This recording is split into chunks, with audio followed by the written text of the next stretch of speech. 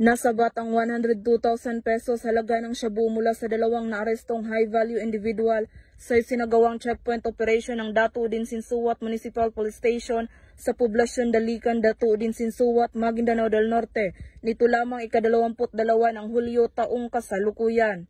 Kinilala ni Police Captain Sammy A. Paning, Deputy Chief of Police for Operation ng 2 MPS ang mga suspect na sina alias Fayas, 58 anyos at alias Cheva, 49 anyos na pawang residente ng Barangay Sarabia, Coronadal City. Ayon sa ulat ng mga otoridad, bandang alas 4:20 ng hapon nang makatanggap ang naturang istasyon ng impormasyon galing sa isang confidential informant ukol umano sa illegal na transaksyon ng mga illegal na droga na dadalhin sana sa Coronadal City.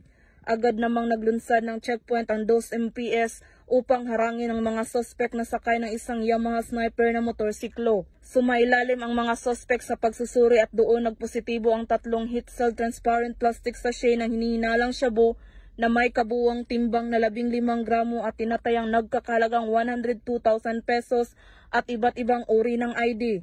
Kasalukuyang nasa kustudiya ng 2 MPS ang mga suspect kasama ang nakumpiskang ebidensya at posibleng mahaharap sa kasong paglabag sa RA 9165 o Comprehensive Dangerous Drugs Act of 2002.